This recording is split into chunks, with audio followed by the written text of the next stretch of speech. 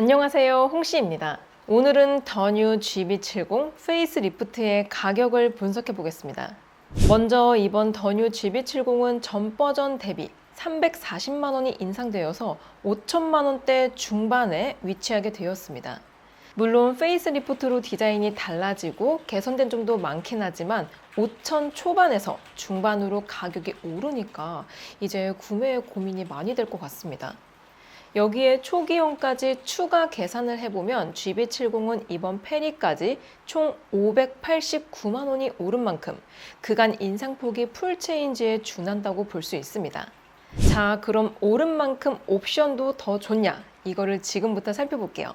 먼저 GB70의 파워트레인은 4기통 2.5 터보와 6기통 3.5 터보까지 총 두 가지이고요. 모두 가솔린입니다.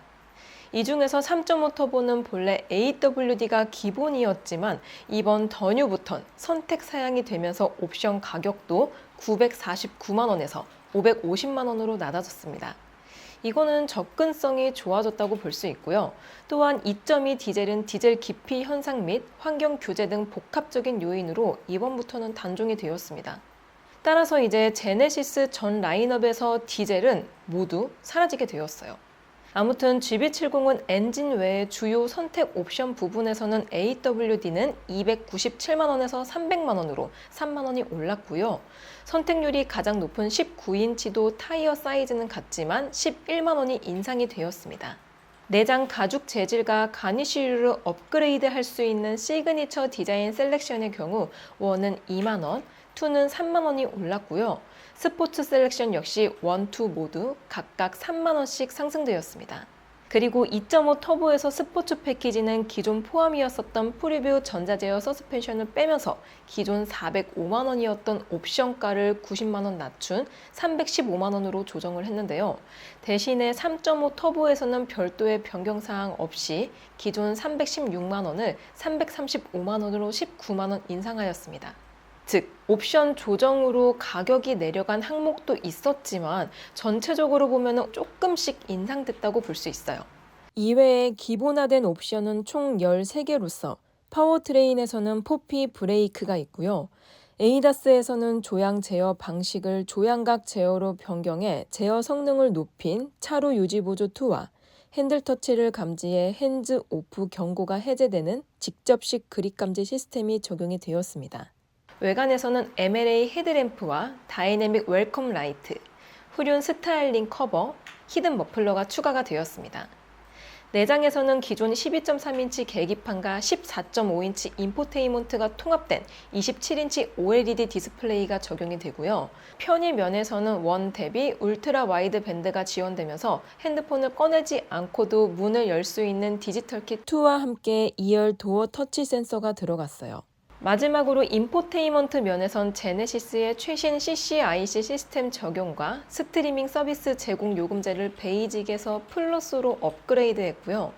기존 내비게이션과 인포테인먼트만 지원하던 무선 업데이트 적용 범위를 주행 관련 부품까지 확대하면서 ECU와 브레이크 등 주요 부품에 대한 업데이트도 쉽게 받을 수 있게 되었습니다. 그리고 선택 옵션으로 넣을 수 있는 신규 옵션으로는 먼저 컨비니언스 패키지에서는 무드 큐레이터와 앞좌석 콘솔 암레스트 수납함 자외선 살균 기능, 디지털 센터 미러가 추가가 되었습니다. 일단 무드 큐레이터는 차 안의 음악, 향기, 조명과 커튼, 마사지 기능을 한 번에 연동해서 편안한 기분을 느낄 수 있게 한다고 하고요. 참고로 벤츠의 에너자이징 컴포트와 비슷하다고 볼 수 있습니다. 다음으로 암레스트 자외선 살균은 암레스트에 UVC LED로 유해군 성장 및 번식을 막아주는 기능이고요. 디지털 센터 미러는 룸미러로 거울과 카메라 화면을 전환하며 볼 수 있게 하는 기능입니다. 요거는 짐이 많거나 아니면 악천 후에 사용성이 좋았어요. 그리고 에이다스 옵션인 드라이빙 어시스턴트 패키지 중에 1은 원격 스마트 주차 보조와 주차 충돌 방지 보조, 그리고 거리 경고 범위가 확대가 되었고요. 2는 운전자 전방 주시 경고 카메라가 추가가 되었습니다. 오디오 옵션인 뱅앤올룹슨 사운드 패키지는 기존 렉시콘에서 뱅앤올룹슨으로 변경이 되면서 스피커 개수도 15개에서 16개로 하나가 늘어났고요. 주행 소음을 저감시켜주는 액티브 로드 노이즈 컨트롤이 함께 추가가 되었습니다. 마지막으로 빌트인 캠 패키지는 기존 1 대비 QHD 화질과 음성 녹음, SD카드를 지원하는 2로 업그레이드가 되면서 사용성이 좋아졌습니다. 참고로 디자인 변경 사항을 요약해보면 먼저 앞모습에서는 작은 렌즈가 촘촘히 박혀있는 MLA 헤드램프와 다이내믹 웰컴 라이트, 두 개의 선이 교차되는 이중 메쉬 그릴을 통해서 모던한 느낌이 강조가 되었고요. 옆모습은 선호도가 가장 높은 19인치 휠의 디자인을 변경해서 신선함을 추구한 모습입니다. 또한 뒷모습은 리어램프와 분리되어 있었던 범퍼 방향지시 등을 리어램프와 통합하면서 시인성을 개선했고요.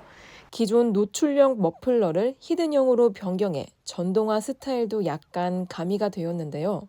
여기에 후진 가이드 램프의 점등 방식도 프로젝션 타입으로 변경해 편의성이 함께 개선이 되었습니다. 다음으로 실내는 기존 2포크 스티어링 휠이 3스포크로 변경이 되었고요.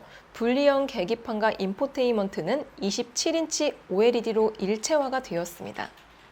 또한 송풍구는 기존 공조 패널 자리로 옮겨지면서 인포테인먼트 조작 버튼도 같이 배치가 되었고요. 공조 패널은 하단부로 내려가는 변화가 이루어졌습니다. 그래서 이번 GB70 페이스 리프트를 어떻게 사면 좋냐?